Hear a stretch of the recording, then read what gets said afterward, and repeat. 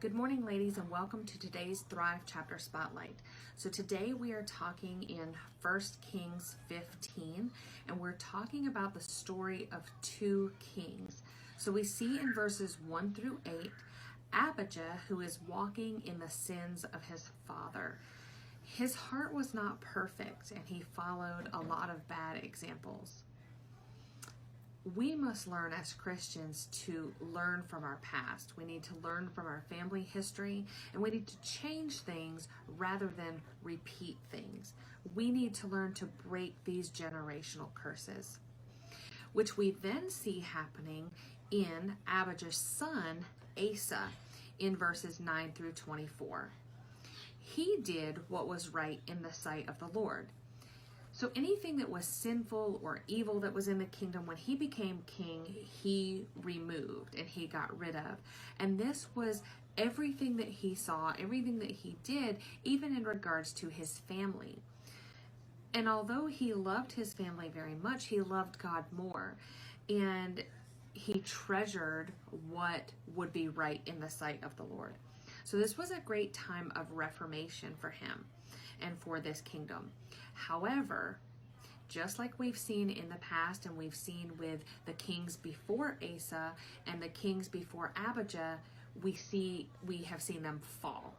So in his league or his alliance with Ben-Hadad, he faltered. And this is in verses 16 through 24. And where did it start? Where did it arise from? It arose from unbelief.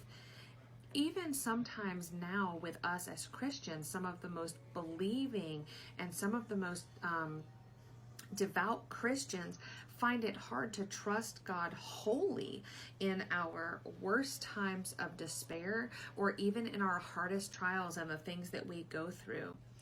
But unbelief makes way for sin.